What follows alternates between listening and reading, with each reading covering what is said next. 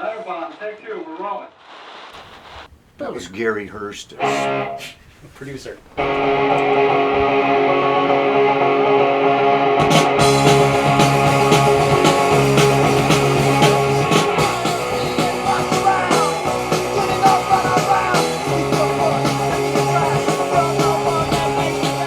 Trust Records was born out of a publishing wing called Know Your Rights, and Know Your Rights was a non-profit publishing company that Matt Pincus, who's the co-founder of Trust Records, set up to help underground artists, punk rock artists, get their publishing under control. Give me the worst jobs, I'm getting mad. When you're dead, I'll be glad.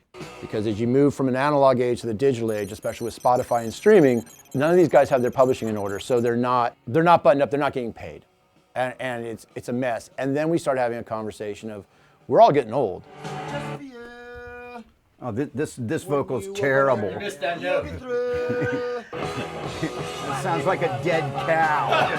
And these guys are gonna start dying. People on record labels are gonna start dying, unfortunately. And who owns the rights then? I wrote that song because I was angry at my dad. How do you take a record like Circle Jerks Wild in the Streets and make sure it's around for 200 years in a completely digital universe, which we're moving to? And the answer is, we have to go meet with the creators of the art, the rights holders of the masters, and make them a fair offer so they feel compensated and take control of those masters administratively. And that's a hard conversation to have because, like I said, like all these people are very suspicious, and it's hard to go to people and go like, hey, we're the new guys, we're gonna buy your stuff. Keith Morris and Circle Jerks, that was the domino, the first domino. And once you had a guy like Keith Morris advocating your label, everyone started calling.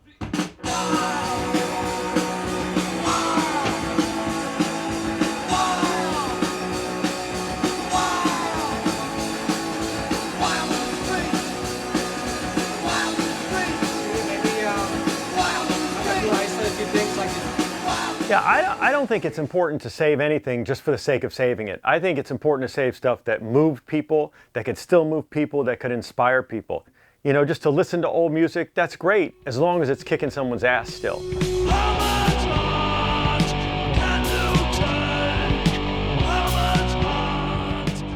When there's something that stood the test of time, that really, you know, moves people and changes them to think different ways about things, you know, that's important. That doesn't always happen. That's great art. And when it's great, it should be saved. The SSD tapes were probably in the top 3 of the worst tapes I've gotten, the worst condition tapes. And yeah, I agree with the people that told Al, like, I don't know if these could be salvaged. You know, like, he told me that some people just told him to just chuck them in the garbage. It's, you know, they can't be done.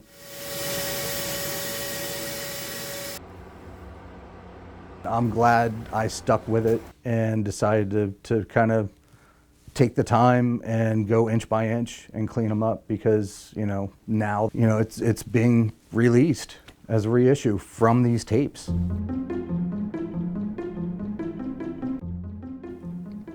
Hi, I'm Dan Johnson. We are at Audio Archiving Services in Burbank, California. I am a tape transfer and restoration expert.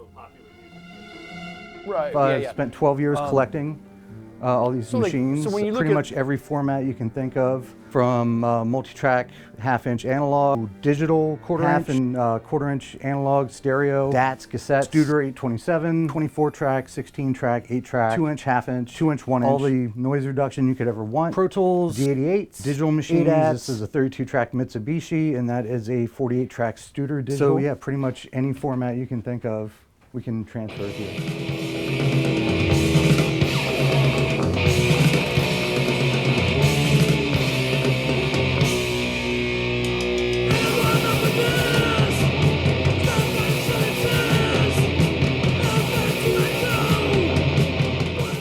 We're trying to find a place where we can work parallel with these bands and with these labels, and the same goal to just kind of make sure all of our culture is preserved. You know, and I know we keep using the word preservation, but at the core, that's what it is. I look at myself as like an historian.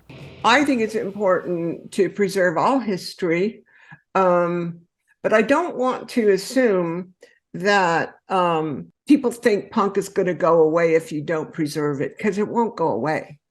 You know, it's changed people forever. I'm glad that certain people like yourself are working on preserving the elements, you know, that started the movement. But I think it would survive anyway because it is such a strong force.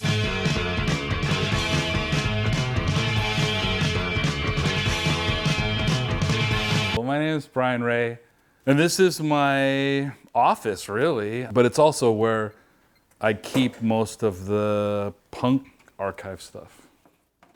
I definitely don't consider myself a collector in that way of like I'm collecting baseball cards. I need a full set.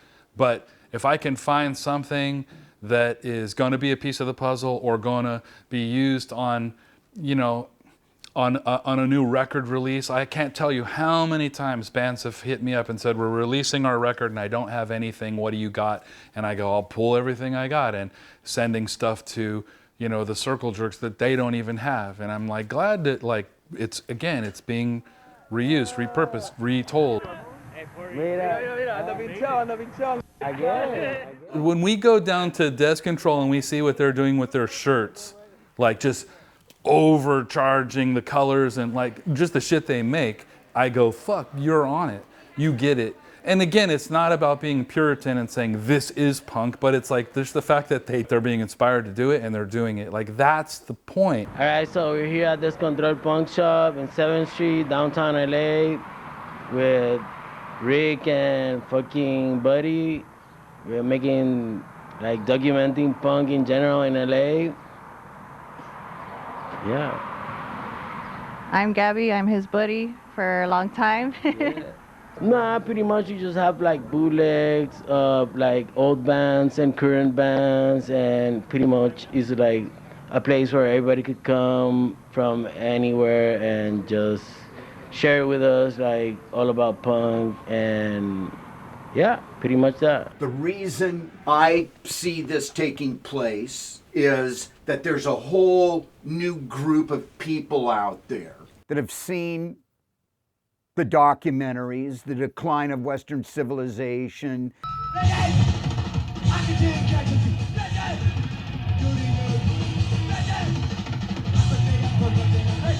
And the kids get to see these and say, well, God, I wish I could have been a part of that. That would have been fun. I mean, nowadays, like, there's people that are reissuing, re-releasing stuff that we wouldn't normally have known otherwise, you know, and like, I think it's pretty cool when that happens because, you know, I'm this old and I've been into punk for this long, and every now and then I still find myself finding new bands, or they're not new bands, they're like old bands from like the 80s that I'm like, holy shit, I've never heard this, but it's fucking badass. Here we go. Circle Jerks, Youth Brigade, 7 Seconds, Walk Together, Rock Together, The Crew, New Wind, the Crew Multis.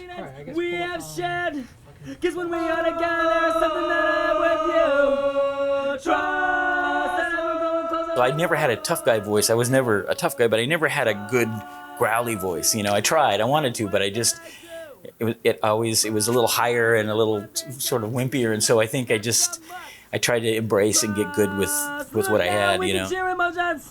Something that we both thought was just too tough, aggression of an honesty. There could never be enough. All I wanna do is just let you know that I care.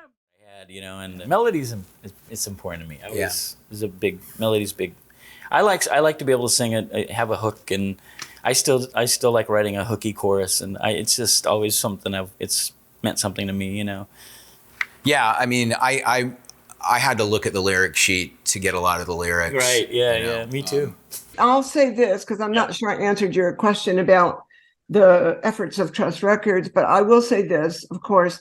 Look, time passes really fast, and 50 years from now, who's going to know what happened back, in 1980, unless you guys, preserve it. So thank you for doing so, and party on, dude. A lot of this work that inspired people when it was originally created and has since disappeared, is not even available. It was very valid at a time. It meant something then, and maybe it could mean something now to a new generation. you know, who's searching for their thing. Because it's not always out there, right? You know, you don't have to inspire 10,000 people, but, you know, change someone's mind and you know, hopefully make the world a better place, right? My complaint would be, why didn't we do group vocals for the run and run? Right. You know, put 5 guys in a room, surround the mic, and, you know, just go at it.